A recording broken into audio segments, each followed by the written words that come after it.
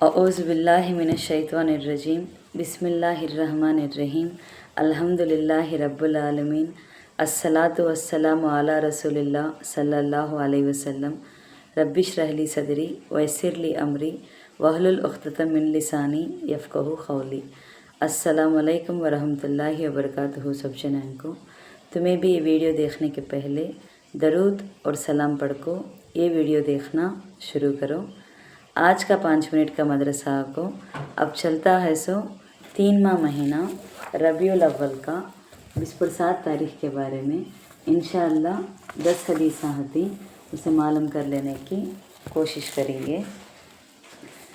پہلی بات اسلامی تاریخ کے بارے میں، رسول اللہ صلی اللہ علیہ وسلم کی یتیمی کے بارے میں۔ حضور صلی اللہ علیہ وسلم کی پیدائش سے پہلے ہی والد ماجد عبداللہ کے مدینے میں انتقال ہو گئے تھے اور آپ صلی اللہ علیہ وسلم یتیمی کی حالت میں پیدا ہوئے۔ جب عمر مبارک 6 سال کی ہوئی تو والدہ سیدہ آمنہ آپ کو لے کر اپنے رشتہ داروں سے ملنے مدینہ منورہ چلی گئی۔ واپسی میں مقام ابوا میں بیمار ہوئی اور وہیں انتقال فرما گئی۔ اب آپ صلی اللہ علیہ وسلم اپنی پیاری ماں کی شفقت اور محبت سے بھی محروم ہو گئے۔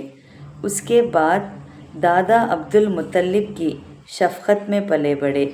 وہ آپ کو دل و جان سے زیادہ چاہتے تھے، کسی وقت بھی آپ سے غافل نہیں رہتے اور کعبہ کے سائے میں اپنے ساتھ بٹھاتے تھے، جبکہ خاندان میں سے کسی اور کو ان کے ساتھ بیٹھنے کی ہمت نہیں ہوتی تھی۔ مگر 2 سال بعد صرف 8 سال کی عمر میں آپ کے دادا عبد المطلب بھی دنیا سے چل بسے۔ اس طرح یتیم محمد بن عبداللہ صلی اللہ علیہ وسلم کے سر سے مشفق دادا کا سایہ بھی اٹھ گیا۔ گویا اللہ تعالیٰ نے دنیا کی پرورش اور تربیت کے سارے اسباب کو ختم کر کے خود اپنی خصوصی رحمت کے تحت آپ کی تربیت اور نگرانی کا انتظام فرمایا۔ 2واں قصہ اللہ کی قدرت کے بارے میں، بچے کا مادری زبان سیکھنا۔ اللہ تعالیٰ نے ہر پیدا ہونے والے بچے میں اپنی ماں کو پہچاننے اور دودھ پینے کی صلاحیت رکھی ہے۔ ہر بچہ پیدائش ہی سے اپنے ماں باپ کی نقل و حرکت دیکھتا رہتا ہے۔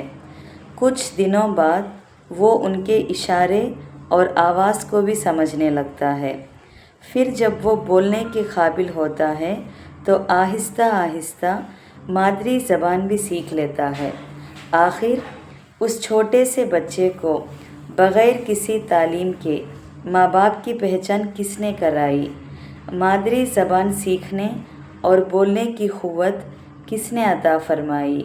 بے شک اللہ ہی اپنی قدرت سے بچے کو سب کچھ سکھاتا ہے۔ 3واں قصہ ایک فرض کے بارے میں، بیمار کی نماز۔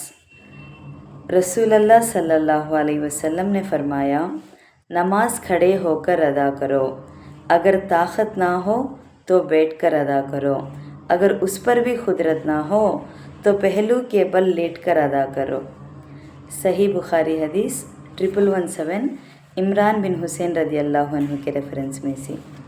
کیا خلاصہ کرتی ہیں تو اس میں، اگر کوئی بیمار ہو اور کھڑے ہو کر نماز پڑھنے پر قادر نہ ہو تو رکوع اور سجدے کے ساتھ بیٹھ کر پڑھے، اگر رکوع اور سجدے پر بھی قادر نہ ہو تو بیٹھ کر اشارے سے پڑھے، اگر بیٹھ کر پڑھنے کی طاقت نہ رکھتا ہو تو لیٹ کر پڑھے۔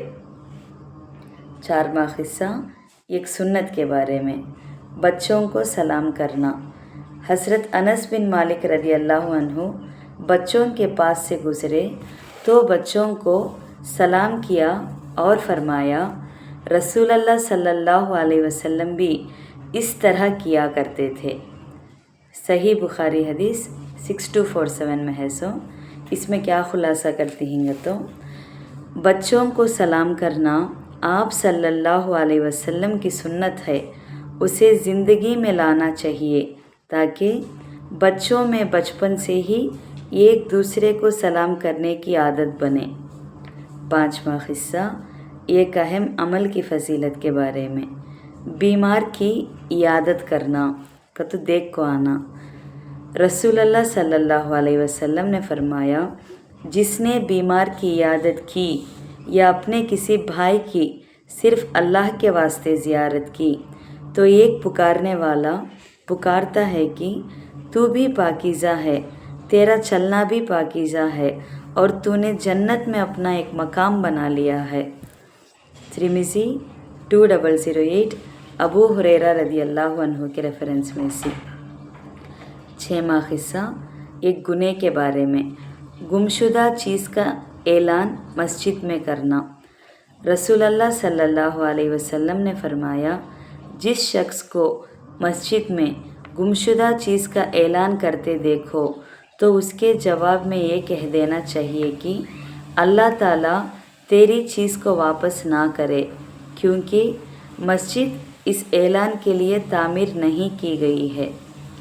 صحیح مسلم حدیث 1288 ابو ہریرہ رضی اللہ عنہ کے ریفرنس میں سے۔ 7واں قصہ دنیا کے بارے میں، آخرت کے ارادے پر دنیا ملنا۔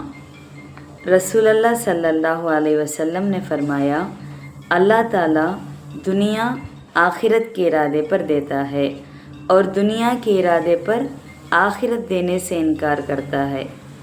کنز الامل 6056 انس رضی اللہ عنہ کے ریفرنس میں سے۔ 8واں قصہ آخرت کے بارے میں، قیامت میں کسی کو مختلفات کا اختیار نہ ہوگا۔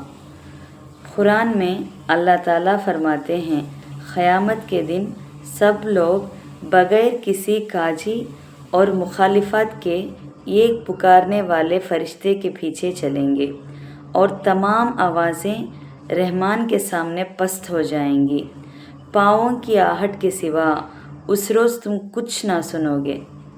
سورہ طٰہٰ 108 آیت میں ہے۔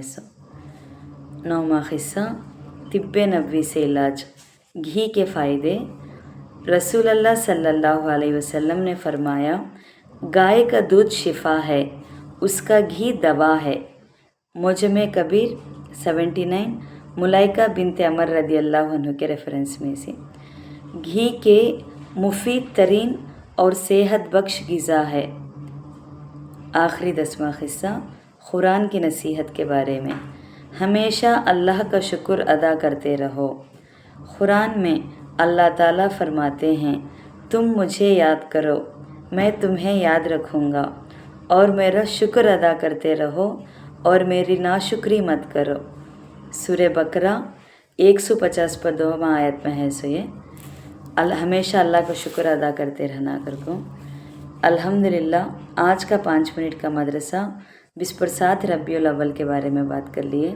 انشاءاللہ کل 28 ربیع الاول کے بارے میں بات کریں گے۔